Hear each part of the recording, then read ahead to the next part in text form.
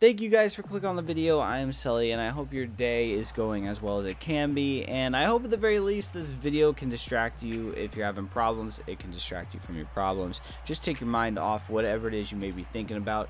And with that being said, I'm going to talk about the rewards. Yeah, I know you guys already know about it, because if you watch NHL YouTube videos, you probably already know that EA added packs to titles now.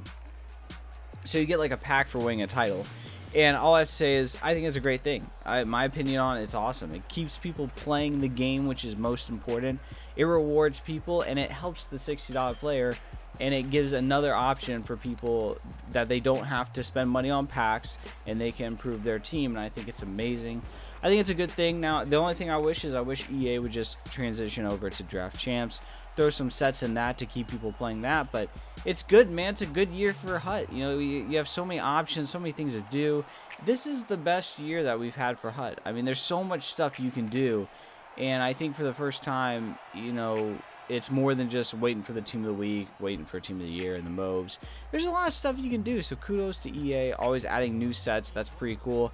I wish, you know, again, I spent 700 points or 7k points, whatever it is. I have yet to pull a single Mauve collectible. My only Mauve has been a Mauve Bobrovsky. Like, EA, can a real one get a Mauve? That's all I'm asking. But again, I think it's great. You know, I want to know your guys' opinion. You know, you guys who play leaderboard games, do you think it's cool? I will say the only downside is now, ooh, these Div 2 games and these Div 1 games are gonna be a sweat fest now if they weren't already. And let me just say, man, these people who play Div 2 and Div 1, can you take the AI defender once in a blue moon? It won't, I swear. Your controller will not melt if you actually take the defender. I cannot tell you how many times, like, the amount of people actually take the defender in HUT, I can count on a hand that I've played. And you know you're a bad player when you finally take control of that defender, and it's like you move the puck to the left and they just fly into the boards. You know, they bite so hard because they're so fearful, because they're so bad. That's why.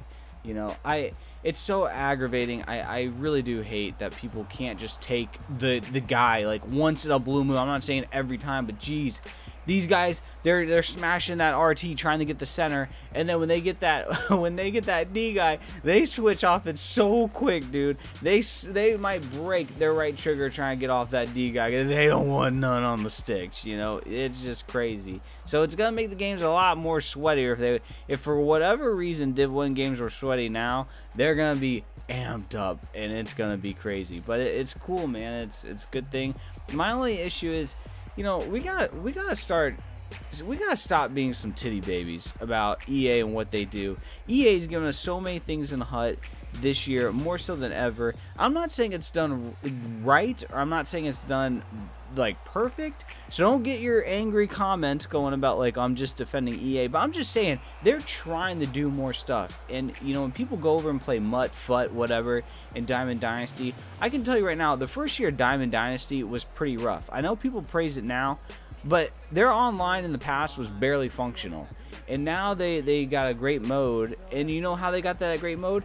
They focused on getting their core users to keep coming back, and that's how new players are sucked in, because there's all these options, and that's what EA's trying to do.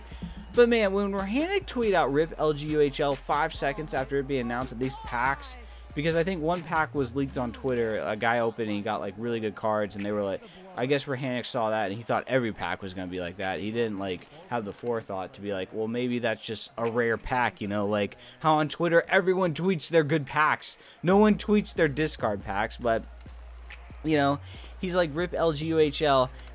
You know, it's just like this mindset that like, if it's either a joke or it was serious, it doesn't matter. It's like this butthurt mentality that no matter what EA does, it's always negative, or because they didn't consider, you know, the 0.005% of people who play LG. I don't know what his meaning was behind it, but this mindset of always complaining no matter what, you know, have you guys just ever thought that maybe the reason why EA doesn't really improve the game, because maybe their core users are the biggest titty babies on the earth, that no matter what changes they do, they always complain. Like, there's no real room for improvement, because it's like, dude, they do the hut sets, and all people do now is complain that the hut sets weren't used right, the hero sets weren't a good idea, they ruined the market.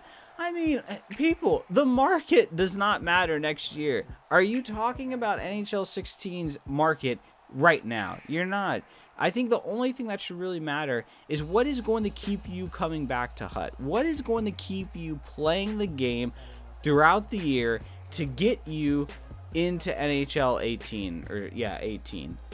You know, that should be EA's focus. What will keep you playing all year long? Because, you know, you guys won't complain about how EA's doing it now, but I remember in NHL 16, it was like in February, people were saying the game was dead. People weren't even excited for Team of the Year. So allow EA to try and like throw some things out there to see if they're going to stick, instead of just like criticizing everything they do. I mean, I understand some things need to be criticized, don't get me wrong. But good, you know, I need to make a video where it's like, they would guarantee you a full set of moves, people would still complain. You pre-order NHL 18, they'll give you player premium packs every week for the longevity of the game, people would still complain. I mean, you can't win. And I'm just saying, can we toast a glass to EA for listening, for trying to innovate, to trying to keep you to play their game? Can we raise a real one to EA for at least trying stuff? Because in years past, what have we had? What is there to do in Hut compared to this year for NHL 17? What has there been? Collection bonus, waiting for the team of the week, and team of the year, and moves. That's it. Now compare that to all these sets we have, these hero sets, these collectible stuff. I mean, you know, I'm just saying, like, am I saying it was implemented perfectly? No, but I mean, people think, they say, oh, why can't Hut be like FUT? You know, people will always complain about why NHL can't make their game like FUT. I think people need to realize FUT didn't just roll out a banger. It didn't just roll out, you know, draining threes from deep. It didn't just roll out slanging girls at the club. You know, it had to take some risk, and it had to like figure out what sticks, and then they had to continue to implement that and improve upon that. And that's what EA is trying to do with NHL. They're trying to see what's going to stick, what people are using, what people like, what people don't. But this just constant criticism, dude, it really does frustrate me, because it's not even like, half the things I see on Twitter are just like, the game sucks. Wow, that's great, man. I hope you go far in life with that kind of feedback.